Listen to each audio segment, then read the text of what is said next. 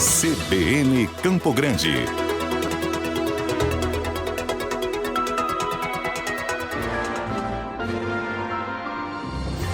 CBN Eleições 2022.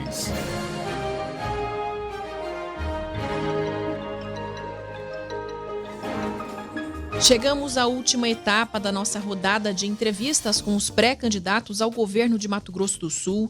Nas últimas semanas, ouvimos as propostas e os desafios de André Putinelli, do MDB, Gisele Marques, do PT, Marquinhos Trade, do PSD, Eduardo Riedel, do PSDB e Capitão Contar, do PRTB. Hoje recebemos aqui a pré-candidata pela União Brasil, Rose Modesto, atual deputada federal pelo nosso estado. Rose já foi eleita vereadora por Campo Grande, vice-governadora do estado no primeiro mandato de Reinaldo Azambuja. É professora por formação, tendo atuado em escolas públicas antes de entrar para o meio político. Também já ocupou o cargo de secretária de Estado de Direitos Humanos, Assistência Social e Trabalho.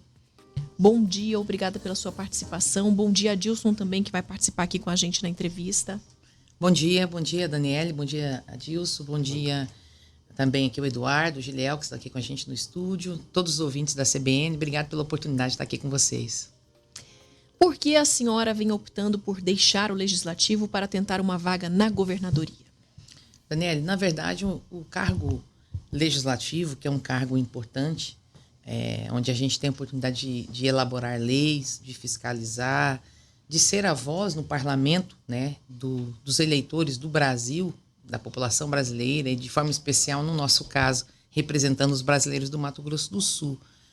É um cargo importante, mas é um cargo que não me possibilita decidir, por exemplo, o que vai ser investido na segurança pública, na saúde, na educação.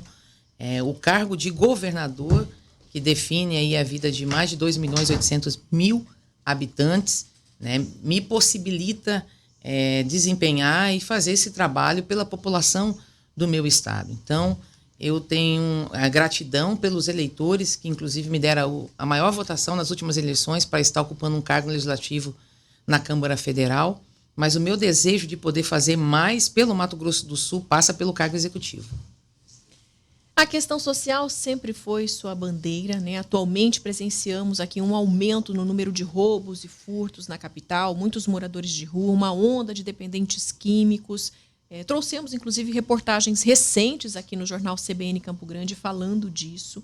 Hoje, inclusive, abrimos a edição falando aí de comerciantes que estão sofrendo com furtos na região central por conta aí desses cabos de fios de cobre, né? Quase todos os dias temos semáforos que deixam de funcionar também por conta disso.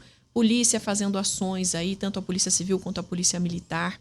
E a Prefeitura respondendo que existem projetos para encaminhar essas pessoas para as clínicas de recuperação, mas como elas não são obrigadas, essas pessoas acabam deixando aí de ir para essas clínicas, né? Não aceitam, mudam de lugar, o projeto chega em uma região, eles acabam indo para outra. Enfim, o que, na sua opinião, deve ser feito para resolver esse problema? Bom, primeiro eu acho que o Brasil é um país que não aprendeu a investir em prevenção, né? Então, eu acho que um governo precisa combater os problemas de hoje, mas investir mais em prevenção, senão a gente fica enxugando gelo. Essas pessoas que estão hoje passando por essa situação de vulnerabilidade e, ao mesmo tempo, também, infelizmente, praticando esse e outros tipos de crimes, em algum momento, ou a família ou o sistema acabou errando. Então, ter um governo que vai investir e cuidar da nossa juventude com educação, com esporte, com cultura, vai possibilitar que em 10, 20 anos para frente, não seria no nosso governo que a gente iria colher os frutos de você investir mais nessas áreas. Mas para combater isso, a responsabilidade desse olhar mesmo da assistência, ela passa pelos municípios. O que o governo ele é um fomentador. Ele transfere recursos, né, dentro da política da assistência social, que é o SUAS, através do FES, que pode ajudar os municípios a fortalecer a sua estrutura para trabalhar com a recuperação, para poder receber essas pessoas mais vulneráveis e poder tratar. Uma das propostas que eu tenho é da gente investir recursos e o próprio governo, né, ter o seu ambiente para poder tratar da dependência química. Hoje, o Mato Grosso do Sul não tem nenhum. espaço nesse sentido. Depende de ONGs, de Depende parcerias? de ONGs, de parcerias, e assim, o repasse, né, que é feito ainda é muito pouco. Eu trabalhei dentro da assistência, há uma burocracia muito grande, né, até para poder fazer esses repasses. As igrejas, na verdade, centros espíritas e algumas instituições, algumas ONGs é que estão fazendo esse trabalho. Os governos, de forma geral, né, não podem ser omissos em relação a essa pauta. Então, dentro do nosso governo, a ideia é, além da gente ser um braço, né, estendido para as instituições que já fazem isso, aumentando o número desse repasse, ajudando a estruturar melhor, eu penso que o próprio governo, hoje nós temos áreas, né, que poderia ser construído, inclusive, um pouco distante aqui, onde você poderia fazer as parcerias levando os cursos profissionalizantes. Está aí o Sistema S, que recebe tanto dinheiro, entendeu? Que eu tenho certeza que poderia vir com os cursos profissionalizantes e o governo manter um espaço desse. O único que tinha era para atender os meninos menores de idade, que era aqui próximo de Jaraguari, e acabou fechando. Era o único espaço que tinha, né? Então, essa é uma política que a gente vai ter dentro do nosso governo para poder atender, ajudar, mas não fugir da responsabilidade. E aí eu já queria puxar um gancho aqui para a questão da saúde, a saúde mental. Né? A gente precisa, é uma área também muito delicada. O pouco atendimento que tinha na Santa Casa algum tempo atrás, né, acabou deixando de existir. Há uma demanda muito alta em relação a isso, aos problemas mesmo psicológicos, a dificuldade que se tem de encontrar um atendimento, seja para poder tirar o paciente da crise e depois também ter um centro para que ele possa se recuperar. Exatamente, essa questão da desintoxicação. Exatamente. Para que ele queira ficar e continuar, né? Quem acompanha isso de perto fala muito disso. Eu queria aproveitar também para falar de segurança pública, porque acaba que uma coisa puxa para outra, né? A gente está falando aí da parte social, que é muito importante, mas é preciso também que se dê mais atenção para os receptadores, por exemplo, né? Uhum. Esses dependentes químicos estão pelas ruas, muitas vezes participam de furtos e acabam encaminhando esse material aí para receptadores. E aí a gente já entra na questão da segurança pública, não só da assistência social. Uhum. Temos a nossa fronteira aqui, todo mundo sabe que a nossa fronteira vive altos e baixos, né, como eles mesmos dizem lá, em alguns momentos está em guerra e a gente precisa dar uma atenção para isso. Quais são os seus planos em relação à nossa região de fronteira? Primeiro é chamar a responsabilidade maior do governo federal. A responsabilidade de cuidar das nossas fronteiras é da União. Tem um problema antigo aí, inclusive o governo judicializou, né? Eu lembro que eu era vice-governadora. Em 2017, Adilson, nós tínhamos aqui um valor de mais de 700 milhões de reais que a União estava devendo para o Mato Grosso do Sul. É uma despesa que o governo gastou com os presos transnacionais, presos que vieram para poder fazer aqui o contrabando de armas, né, a questão do tráfico de drogas. Então, ou seja, o governo do estado estava bancando os presos federais, né? Continua, lembro, né? Continua bancando. Continua, judicializou. Acho que mais da metade dos presos são de fora, entendeu? São federais, não né? São nossos de crimes aqui. federais. Hoje já passa de 1 bi esse investimento. Tem uma ação que foi judicializada e o governo do estado, né? O estado está aguardando uma decisão jurídica em relação a esse assunto. Então, o primeiro né, governo, como governadora, eu quero sentar com o presidente que lá estiver e trazer essa responsabilidade maior. Tem aí o sistema Sisfron que foi colocado, mas que infelizmente não funciona, não deu o resultado esperado. Uma outra questão são as nossas polícias, que é uma polícia combativa, que tem feito, inclusive, além do que seria o seu dever, né? Nós temos um plano, no nosso plano de governo, agora que nós estamos discutindo, uma ideia de poder remunerar de forma diferenciada a nossa polícia do DOF, né, que está na fronteira. Os plantões também que essa polícia tira, a carga horária deles, né, a diária, o tempo deles de trabalho é uma coisa que precisa também, né, ser olhada de forma diferente. A escala deles tem que ser olhada de forma diferente. Eles trabalham 24 por 72, mas quando tem qualquer tipo de ação, né, eles são obrigados a comparecer antes das 72 horas de descanso. Então, esse é um problema que a gente precisa realmente olhar, porque a fronteira, como você disse aqui, é o maior problema. O governo do estado, né, ele precisa também, hoje, aumentar o seu efetivo. Nós temos um déficit hoje de quase 7 mil homens, ou da Polícia Militar ou da Polícia Civil. Os concursos que foram feitos, eles serviram para repor, né? Vaga de policiais que acabaram se aposentando, ou seja, não veio polícia a mais, só repôs o que saiu. Então, esse é um grande desafio que nós vamos ter que abraçar, né? E poder realmente ter a coragem de fazer esse enfrentamento. Então, antes de falar de estrutura de viaturas, né, de equipamentos, que também é importante, a gente precisa aumentar esse efetivo. Então, esse é um ponto para a segurança pública. E como eu disse, eu até pelo fato de eu ser educadora, de ser professora e de ver o milagre que a educação fez na minha vida, a gente precisa investir mais nisso. Né? A gente precisa segurança pública, a gente começa fazendo com educação. Era isso que eu ia te perguntar, antes do Adilson entrar aí com as perguntas de política, que eu sei que ele tem várias aí para fazer, mas aí segue uma sequência, né, Adilson, para não perder o raciocínio.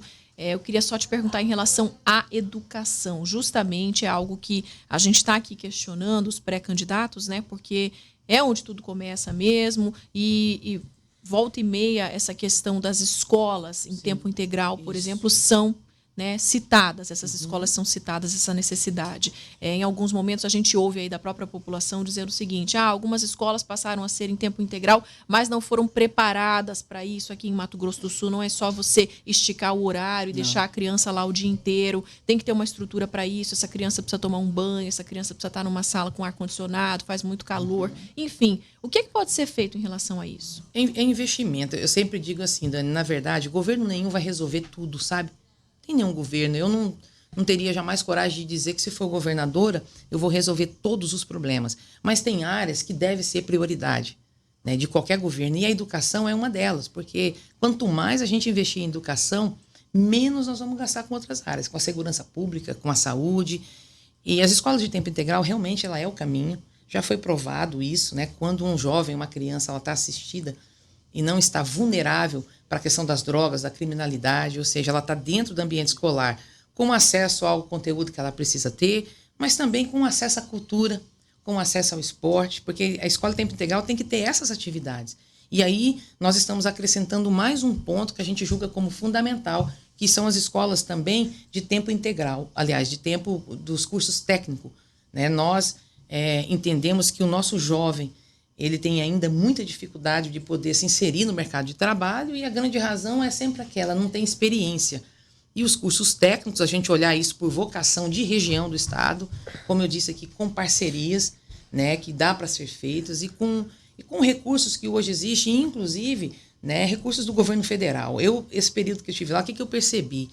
É impressionante. O Brasil, ele tem muito recurso dentro dos ministérios, muito. Diante dos orçamentos que já são estabelecidos. O que falta mesmo são projetos, né, que realmente têm a capacidade de poder garantir esses recursos. Então, a escola de tempo integral, os cursos técnicos dentro dessas escolas são fundamentais. A tecnologia, a gente ainda tem hoje uma deficiência muito grande nessa área. Escolas com computadores velhos, antigos, né, que dá uma dificuldade tanto para o professor que está nessa sala de informática como para o aluno. Mas eu queria falar de um problema que a gente precisa resolver antes disso tudo, que é a valorização dos nossos professores. Hoje, o Estado tem pouco mais de 7.500 professores efetivos e tem quase 11 mil professores contratados. Os professores contratados, eles estão hoje recebendo um salário menor, né, que chega a quase 30% a menos do que o salário do concursado. Isso aí acabou com a motivação do professor, não é justo. Quando o assunto é valorização, não existe o professor convocado e nem concursado, existe o professor. Então, esse é o primeiro ato, como governadora, se for eleita, que eu quero fazer. Em janeiro ainda, nós vamos ter que preparar uma nova lei para mandar para a Assembleia Legislativa, porque no mês de fevereiro, quando tiver que fazer as contratações, eu já quero que no nosso estado o professor convocado e o concursado estejam recebendo o mesmo salário. Rose, vai ter dinheiro para tudo isso? Graças a Deus, o Mato Grosso do Sul vive um momento importante e o que é bom a gente precisa reconhecer. As contas públicas desse estado estão organizadas. O ano passado, o estado arrecadou 25 bilhões com despesas fixas de 18 bi. Depois que fez os repasses que são constitucionais, tem quase 3 bi de superávit, de sobra. O governo não é banco, o governo não é empresa. O governo não precisa ter sobra, esse dinheiro precisa estar distribuído. E como que nós vamos fazer isso? Nós vamos fazer isso diante das prioridades. A saúde é uma delas que você não entrou ainda, mas eu já quero pegar o gancho aqui e dizer, nós não podemos continuar morando num estado rico como o nosso, o 5º maior produtor de alimentos do mundo, o 2º maior exportador de carnes, de ovos, mas com tantas desigualdades. seja para poder comer, onde tem 21% da população sobrevivendo com meio salário de renda per capita, ou para poder encontrar um atendimento na saúde pública. O problema maior é Campo Grande, e a gente não pode deixar de falar isso, né? Campo Grande, hoje, se você andar os bairros, com qualquer pessoa que você fala, o que você vai ouvir é que, infelizmente, não encontra médicos nas unidades básicas de saúde ou na unidade básica de saúde da família, e não tem um mínimo necessário, que é um remédio mais baratinho, inclusive, falando de prevenção, né? O diabético, o hipertenso, tem muita dificuldade de encontrar a metformina, que é um remédio que custa menos de R$2, uma caixinha para o SUS. E quando ele não controla o diabetes, ele precisa de um leito de UTI que custa R$700 por dia. Então, assim, saúde começa com atenção básica. E se os municípios não cumprirem com a sua responsabilidade, a média e a alta complexidade não vai dar conta mesmo. A nossa ideia para a saúde é trabalhar com os mutirões, até porque nós temos só em Campo Grande mais de 30 mil pessoas esperando por uma cirurgia. E todo mês vem mais de 150 ônibus do interior em busca de uma cirurgia, em busca de um exame. Então a ideia é fazer os mutirões para diminuir essa demanda, e aí tem que fazer em parceria com a iniciativa privada, com os hospitais particulares, com as clínicas de diagnósticos. São Paulo fez uma coisa interessante, que criou o 3º turno, ocupando os espaços de saúde que estavam ociosos à noite e colocando os profissionais para poder atender, para diminuir essa espera. Então, para a saúde, a gente precisa ter, já que a responsabilidade do governo é a média e a alta complexidade, mas isso não impede da gente poder ter uma relação mais próximas, tem a contratualização, tem a pactuação que é feita com os municípios, do Estado passar esse dinheiro, já que a saúde é feita, né, tanto com a União, os governos municipais e estaduais, a gente precisa chamar essa responsabilidade, né, como o grande agente que é o governo do Estado, para a gente poder fazer essa força-tarefa em conjunto para diminuir essa dificuldade das pessoas. Vamos à parte da política, Adilson. Daqui a pouco a gente volta, então, falando aí de infraestrutura e outras questões também. Deputado aqui hoje falou de vários assuntos, né? Sobre investimento, tudo. E falando sobre a fronteira, só antes de entrar na política, uma observação, né? Mato Grosso do Sul, ou melhor, o Brasil é um grande importador, exportador de bandidos para a fronteira, aqui no Paraguai. Os maiores líderes do crime organizado são brasileiros, né? E isso acaba afetando a fronteira aqui, Ponta Porã, aquela região toda. Mas, enfim, vamos falar aqui um pouco de política. A senhora deixou o PSDB para disputar o governo pelo União Brasil, esse novo partido que está aí. E é um desafio, porque se ela deixou apostando nesse novo projeto, nesse novo desafio, entendeu, que você poderia ter uma reeleição praticamente garantida como deputado federal. E hoje você vai estar participando de uma disputa equilibrada, né? Não é uma disputa fácil, né? Acho que uma das mais difíceis da história. Né? Da história em Mato Grosso do Sul também eu acho, porque hoje você não vê mais, hoje, pela primeira vez, você não vê aquela polarização. Verdade. Não tem a polarização. Você não vê mais isso. E também, isso não se vê, porque antes, será que acompanha a política muito aí? Antes tinha a esquerda, o PT, o PDT, que foi até na eleição passada, teve o PDT com o juiz Odilon, que é de esquerda, centro-esquerda, né, com um candidato de centro, que seria um social-democrata, que seria o Zambuja. Hoje não se vê isso mais. Hoje a esquerda praticamente virou pó aqui em Mato Grosso do Sul. O que levou a senhora a aceitar esse desafio? O que te motivou a disputar o governo do Estado? Adilson, a convocação que eu recebi por boa parte dos eleitores no Mato Grosso do Sul. Eu, depois de andar mais de 3 anos como deputada federal, eu tive muito presente nas bases, andando todos os municípios. E por onde eu fui passando, espontaneamente eu fui ouvindo das pessoas: Rose, bota teu nome para governo, na próxima vem governadora. A gente precisa, por exemplo, depois de 20 anos, ter uma mulher candidata. E eu fui ouvindo isso, fui ouvindo, e penso que, não o político, porque político tem muitos, né? E politiqueiros tem mais ainda, né? Porque tem diferença do político para o politiqueiro. Mas líderes tem poucos. E o líder, ele não pode decidir, Adilson, ir pelo caminho que é mais fácil para ele. O líder de verdade, ele assume a missão, independente se ela é difícil ou se ela é menos difícil, entendeu? que ele precisa assumir. E eu senti realmente, e as pesquisas, todas as pesquisas mostram isso. Hoje, todas as pesquisas, quando me dão menos, Edilson, me dão aí 15%, 16%. Você está bem posicionado nas pesquisas, né? Isso mostra. De intenção de votos. Então, eu pensei, puxa, depois de 20 anos, a última foi a Marisa Serrano, em 2002, que foi candidata a governadora. Não tem uma mulher, né, levando em conta que 47% dos lares são chefiados por mulheres no Mato Grosso do Sul.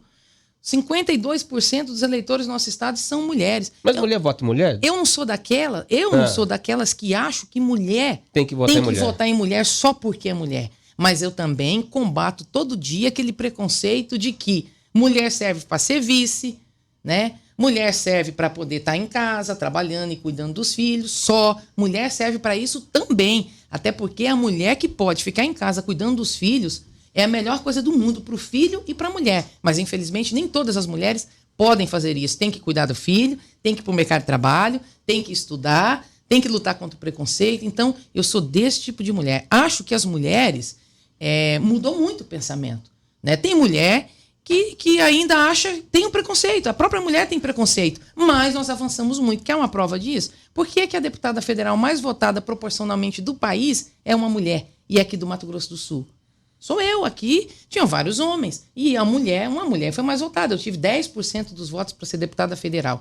Então, eu decidi colocar o meu nome como pré-candidata a governadora, porque eu senti que esse é um desejo de boa parte da população do Mato Grosso do Sul. Que você saltou de vereadora, vice, disputou a prefeitura e foi para o segundo turno, inclusive, né? 42% dos votos tive em 2016, né? Você não disputou as eleições seguintes, porque não deixaram se disputar também. Não, o partido do PSDB não me deu a legenda, apoiou o prefeito Marcos Trade, né? Naquele momento, eu cheguei a protocolar uma carta pedindo, né? Porque era natural que eu disputasse aquela eleição, levando em conta que eu tinha saído da eleição passada com 42% dos votos e ouvindo na rua o tempo inteiro. Você vem agora, né? Agora é sua vez, agora vai. Mas o partido não me deu a legenda. Mas não foi, né? Não foi. E agora, novamente, quando alguém me pergunta da minha relação com o PSDB, né? Isso que pergunta agora, você vai ser rompido com o PSDB ou com o governador? Eu rompi politicamente porque o governador tem um candidato, né? Que é o Eduardo Riedel. E nesse momento, a Rose é também pré-candidata. Então, eu estou em outro lugar. Mas eu nunca fiz política com fígado, nunca briguei com ninguém, respeito as pessoas que lá estão. Mas você não está brigado com o governador? De jeito nenhum, nunca briguei com ninguém. Eu não brigo. Sei de boa. Aliás, eu não brigo nem com o adversário, né, que disputou contra, sempre de boa. Só que eu também tomei o meu caminho. Eu tenho uma visão, né, em alguns aspectos diferente também, né? E aqui já citei alguns, né? Para mim, uma coisa mais injusta que poderia ter acontecido é ter diminuído o salário do professor. Ainda bem que não era mais isso, porque aquilo foi muito ruim e desgastante. Mas eu respeito as pessoas que estão no PSDB, muitas delas me ajudaram e eu também ajudei muito, né? Agora nós estamos em caminhos diferentes e eu vou trilhar o meu caminho no novo partido, que é a União Brasil, né? Com as pessoas que lá estão, que acreditam também nesse projeto e que estão nos apoiando. Por falar no União Brasil, nós temos aí o ex-ministro Mandetta. Ele sempre tinha declarado que ele é o candidato a senador, até que chegou a conversar contigo antes de você entrar no partido, tinha até falado contigo que a vaga de senador era dele. Hoje, nós vemos que você está optando pelo promotor Sérgio Afrouxo. Uhum. O que sobrou para o Mandetta aí? Na verdade... Até porque, desculpe, né, interrompê-lo, até porque se o TSE não mudar a regra, a coligação só pode lançar um candidato a Senado, né? Aham. E pode aumentar para 2 se for jogado agora. Mas a União Brasil, para não atrapalhar o Sérgio Afrouxo, pode dar essa legenda para o Mandetta? Ou o que sobrou para o Mandetta? Não vai dar legenda para o Mandetta? Não, na verdade, Adilson, assim, eu conversei com o ex-ministro Mandetta, sim, sobre esse assunto e disse a ele que, entendeu? A gente precisava buscar e ampliar as alianças. Essa foi a minha fala com ele. E o Avante é um dos partidos que sinalizou caminhar com a gente. O Mandetta, eu disse a ele naquele período, inclusive, que ele tem tranquilamente a possibilidade real de ser deputado federal. Existe uma chapa pronta também para isso. E eu nunca escondi que o Sérgio Afrouxo, né, se ele tivesse de fato, né, o desejo de ser pré-candidato a senador, que eu teria total interesse em que ele estivesse com a gente, entendeu? Então nós estamos caminhando, né, com essa conversa, sim, dele estar com a gente como pré-candidato a senador. nas eleições passadas, o Sérgio Afuxi ele foi muito bem votado em Campo Grande, o Senado. Ele chegou a ganhar do Nelson Trade por quase 10 mil votos de frente aqui em Campo Grande. Aliás, foi em Campo Grande, né? Ele tem uma força muito grande no meio evangélico. E a senhora também é evangélica. Se você baixar para apoio de evangélico, pode agregar, atrair esse povo eleitoral evangélico, que é muito forte para essa chapa, não? Não é só por essa razão. Ele realmente é uma liderança que tem uma inserção boa nesse segmento, que é um segmento grande, e é um segmento que eu tenho uma grande parte também já caminhando comigo. Mas o Sérgio também é um cara que tem uma relação muito boa com o pessoal da educação. Ele fez um trabalho muito importante, inclusive empoderando os professores, né, trazendo esse fortalecimento da família, da importância da família dentro da escola. Como professor, eu não tenho dúvida que o sucesso dos alunos, do resultado desse aluno, inclusive na aprendizagem, passa pela essa unidade com a família e a escola. E ele fez um trabalho muito lindo nesse sentido, entendeu? Então, ele é um cara que vai além do segmento evangélico. Voltando ao Mandetta, você voltou a conversar com ele agora, novamente, ou não? Sim, a gente tem conversado, Tem conversado. Sempre, e ele vai aceitar ser deputado federal? Eu acho que ele é uma decisão que ele vai ter que tomar, né? Ele sabe que tem muita gente no estado também, né, que reconhece o trabalho dele e que também gostaria de vê-lo como deputado, entendeu? Então, acho que nós temos até as convenções, né, aí que é até o início, até o dia 5 de agosto, né, para poder ver como é que vai fechar todas essas situações. Tem a questão do vice também, que a gente ainda vai definir. Agora, né? Quem que será seu vice? Ainda não está definido, mas a gente tem algumas opções, algumas regiões, né, como eu tenho uma relação mais forte aqui em Campo Grande, a Grande Dourados, por exemplo, como a região de Três Lagoas, mas a Grande Dourados é uma região importante. Eu tenho conversado muito com o Murilo Zawitch, tem essa possibilidade. Você convidou ele para alguma coisa? Não? Sim, ele está no União, né, já se colocou também à disposição para contribuir onde for melhor para o projeto, e é um nome, é uma opção. Opção para ser? Vice. Para ser seu vice? Outra coisa, a senhora está num partido, União Brasil, que está cheio de bolsonaristas, né? Aqui em Mato Grosso do Sul, eu falo que os bolsonaristas estão disputando contra os bolsonaristas, porque tem bolsonarista no Palanque do Rio, tem bolsonarista com você, tem bolsonarista com o Marquinhos, tem bolsonarista lá com o André, entendeu? E a senhora vai apoiar quem para presidente da República? Meu partido ainda está definindo, inclusive, a princípio, o nosso pré-candidato, né? A Luciano União Brasil Bivar, amanhã tem, inclusive, o pré-lançamento. E um partido, quando ele tem um candidato, é natural, e eu, como pré-candidata a governadora, se a minha legenda tem um candidato, eu preciso estar aqui. E qual é a sua identificação com o presidente Bolsonaro? Eu procurei sempre fazer política defendendo não o presidente A ou o presidente B, mas defendendo as pautas. Todas as pautas que eu achei importantes para o Brasil, todas tiveram meu apoio. Em alguns momentos eu votei contra, quando entendia que não. Então eu sempre procurei fazer um mandato independente. Desde quando eu fui vereadora em Campo Grande, no Legislativo, eu sempre trabalhei assim. Nunca fiz oposição por fazer oposição. Não é uma oposição ideológica. Eu não acredito nesse tipo de oposição. Nenhum líder deve ser maior do que os interesses do Brasil ou do meu estado. Então, meu comportamento sempre foi assim. A senhora pagou caro, né? Para trocar de partido. Perdeu um cargo na Câmara dos Deputados, a terceira secretaria, né? Mas vale a pena, né? Para poder, de repente, ser a primeira mulher a governar o Mato Grosso do Sul e, acima de tudo, né? De poder atender um pedido de muita gente que realmente falou, tenha coragem, Rose, coloca o nome. Então, eu realmente mudei de partido sabendo que isso poderia acontecer. Foi uma honra ter ocupado, foi a primeira mulher que ocupou um cargo na mesa diretora da Câmara Federal aqui do Mato Grosso do Sul. Foi uma experiência importante, consegui ajudar o Estado. Ano passado, nós viabilizamos, até por essa posição na mesa, com projetos na área da educação, mais de 120 milhões, 35 novas escolas e CEINFES que a gente conseguiu trazer para o Mato Grosso do Sul, projetos importantes que a gente conseguiu pautar, né, para o Brasil durante esse período que eu fiquei na mesa diretora, né? Mas quem tem medo de ganhar, de perder, nunca vai ganhar, viu? Então, não pode ter medo, não. A gente, já que eu estava decidida realmente em colocar o meu nome e deixar a população do Mato Grosso do Sul, né, com mais uma opção de pré-candidatura a governo, a gente já sabia desses riscos. Deputada, queria falar sobre logística, né? A senhora, como deputada federal e também como vice-governadora, participou de várias discussões sobre a ampliação da ferrovia aqui no estado para o barateamento do frete do agronegócio.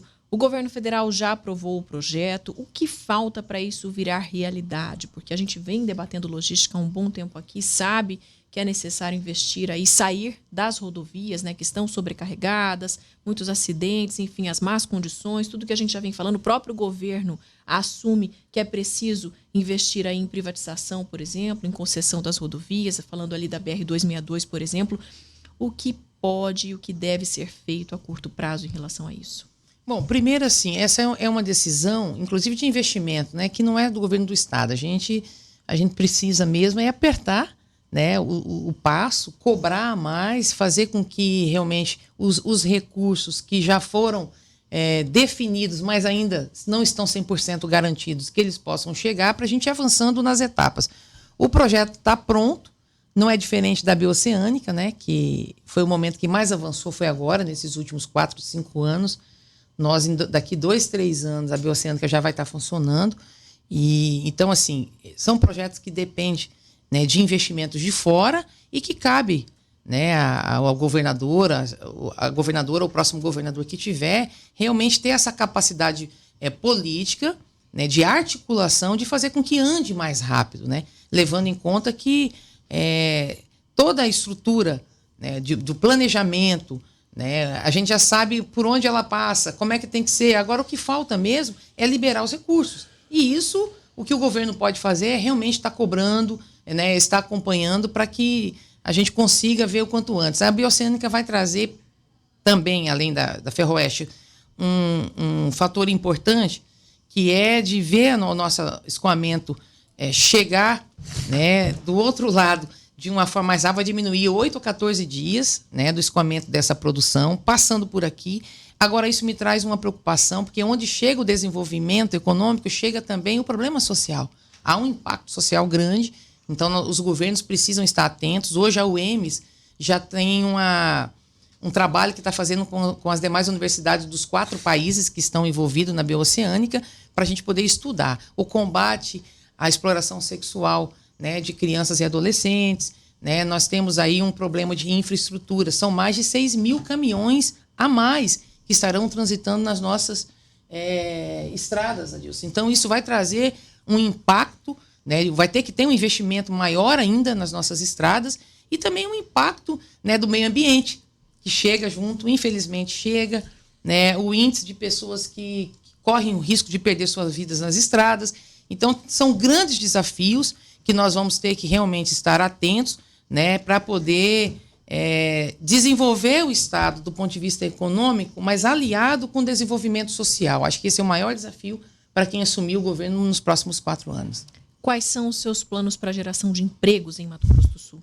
A primeira coisa é a carga tributária. Né? Se for aprovado no Senado e se for sancionado pelo presidente, eu já votei a favor na semana passada. Nós estamos fixando uma alíquota do ICMS, da energia, do combustível, do gás natural, das telecomunicações e do transporte coletivo em 17%. Hoje, a nossa energia é 25%, o nosso imposto. A gasolina, 30%, é a segunda maior pauta do Brasil. Quando a gasolina está cara desse jeito, e tudo fica muito mais caro. A comida, a roupa... Você está abrindo um monte de receita, né? Nesse caso, tem que abrir mão. Não tem outro caminho.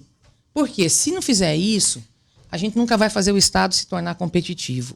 Eu estava falando agora há pouco da prevenção. Nós precisamos ter coragem de crescer a médio e a longo prazo de uma forma mais justa, gerando emprego, porque o empresário, quando diminui a carga tributária, ele consegue investir mais, ele gera mais emprego, emprego gera renda, renda gera dignidade, aumenta o poder de compra, e quanto mais a gente compra, mais o Estado arrecada novamente. Essa coragem que nós vamos ter que ter para fazer. Agora, o Estado vai perder quase 1 bi com a aprovação desse projeto de lei.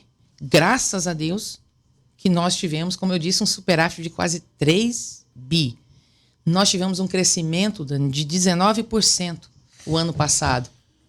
E nós tivemos uma arrecadação em cima só do combustível de 30% a mais. A inflação cresceu 10%, entendeu? Então, isso significa que a gente não precisava ter, né, um crescimento tão alto. Precisava, é muito bom. Quanto mais dinheiro tiver para fazer tudo que a gente quer, é bom. Mas aí arrancando o couro do empresário, do cidadão comum, do trabalhador, entendeu? Aí fica aí o Mato Grosso do Sul fazendo divisa com 2 países, no coração da América do Sul, com mais 5 estados e nós ficamos para trás. De São Paulo, do Paraná, de Goiás, do Mato Grosso. Então, nós precisamos tornar esse estado mais competitivo. Cuidar primeiro dos empresários que estão aqui. Precisa ter um incentivo diferenciado para quem está aqui. E aqui não é uma crítica pessoal. Eu não quero fazer essa campanha fazendo crítica pessoal. Mas o que aconteceu em Campo Grande nos últimos anos para o empresário foi terrível.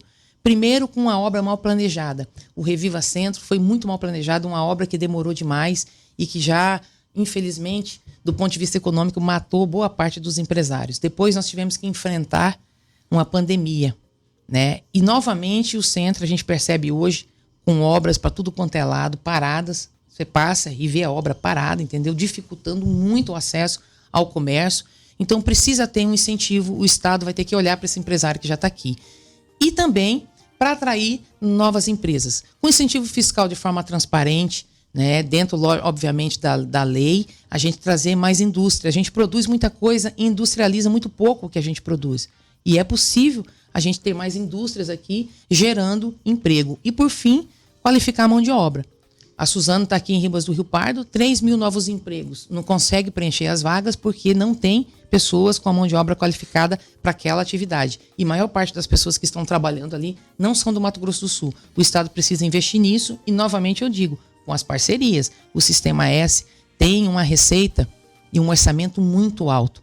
E a gente precisa ampliar, né, a função do Sistema S em parceria com o governo para poder qualificar a mão de obra da população. É isso que eu ia perguntar para a senhora sobre essa qualificação de mão de obras, porque ia citar inclusive Ribas, ia complementar a pergunta da Dani, porque a gente fala em geração de emprego, é implantada uma grande indústria no município, sim, mas não contrata ninguém de lá, porque não tem uma mão de obra qualificada. Entendeu? O que acontece? Vem gente de fora, vai aumentar a população, aumenta a população do município. E os problemas, né? E os problemas também. Não tem escola para todo mundo, não tem saúde para todo mundo. E outra coisa, isso obriga o Estado a tomar algumas medidas, né? Mas, por um outro lado, hipoteticamente, tá? Se gera emprego, 2 mil empregos, vem pessoas de fora, essas pessoas vão ter que gastar no comércio, vão ter que gastar com combustível, isso gera tributo. Vai aumentar o tributo do município e o tributo do Estado. Sim. Isso gera desenvolvimento. Ele compensa, inclusive, o incentivo que se pode conceder para essa indústria. Sim. Né? Isso que você acabou de falar agora, praticamente respondeu a pergunta, né, de que precisa qualificar essa mão de obra. Qualificar, Dilson. Porque hoje, até para ser o motorista de uma empresa dessa, tem que ser qualificado. É isso, entendeu? Então, essa é uma área, né, que a gente, assim, parece que não é muito função do governo, mas deve ser. Né? Deve ser. Por quê? Porque eu acredito que o Mato Grosso do Sul, principalmente com todos os investimentos, né? Ferroeste, a Bioceânica, muita coisa vai acontecer. Outras empresas vão querer vir para cá. O custo, né, do produto sair daqui, né, para poder ir para fora vai ser menor para essas empresas que produzem. Então, nós vamos atrair, nós vamos ter essa capacidade. Então, a gente precisa estar muito atento em relação ao investimento, né, de qualificação, de mão de obra, dessa população. Deputada, temos aí 2 minutinhos para terminar a entrevista. Eu quero te fazer uma última pergunta que eu tenho feito aqui para todos os pré-candidatos. Alguma chance de a senhora não disputar o cargo de governadora? Que bom que você me fez essa pergunta, viu? Nenhuma chance. Nenhuma, a não ser que eu não esteja mais aqui, né? A gente não sabe o dia de amanhã, mas se eu estiver aqui viva, com saúde, eu hoje sou pré-candidata, daqui a pouquinho a lei vai me permitir falar que eu sou candidata a governadora. Recebi convite de todos os outros pré-candidatos, agradeci a todos. Alguns ainda parece que não ouviram o meu não, e são as fake news, né? Pois é, a senhora inclusive divulgou uma nota, né, para esclarecer que não aceitou qualquer convite para compor chapa como vice-governadora. Sim, entendeu? Então, assim... A quem a senhora atribui essa notícia falsa? Na verdade, saiu de muita gente, né? Os pré-candidatos vão mandando e quando alguém pergunta, a Rose? Não, a Rose não é candidata, entendeu? Mentindo, né? Então, assim, infelizmente a política a velhaca, né? A política velhaca ainda tem essas questões, mas dizer para todos que estão nos ouvindo, né? Sou pré-candidata a governadora, estou motivada realmente em fazer um governo mais humanizado, um governo que vai gerar oportunidade de emprego, oportunidade de ter uma saúde mais digna, oportunidade para todo mundo que vive aqui nesse estado rico, viver com um mínimo de dignidade, comer 3 vezes por dia, sabe? Ir para uma educação que valorize os professores e o administrativo, o servidor público de forma geral. Estou muito motivada para fazer isso. Por isso que eu saí da zona de conforto. Eu teria mesmo uma eleição para deputada federal menos difícil, com muita chance de estar lá, mas eu não estou para fazer carreira na política, não é minha profissão, a minha profissão é o magistério. Eu estou na política realmente porque eu me sinto vocacionada para servir. E a política, para quem está bem motivado, é o melhor lugar para você servir as pessoas. Rose Modesto, pré-candidata ao governo do estado pela União Brasil, conversando aqui com a gente e fechando aí essa sequência, essa rodada de entrevistas com os pré-candidatos ao governo do estado. Obrigada pela sua participação, pré-candidata, deputada, obrigada. Obrigada, Dani, obrigada a todos vocês, obrigada, Dilson, obrigada aos ouvintes aí por ter acompanhado a nossa entrevista. Deixar um abraço aqui pro Estevão também, viu? Um grande abraço. Obrigada, Dilson. Obrigado, bom dia a todos. Obrigado, deputada. 10 horas e 17 minutos em Mato Grosso do Sul.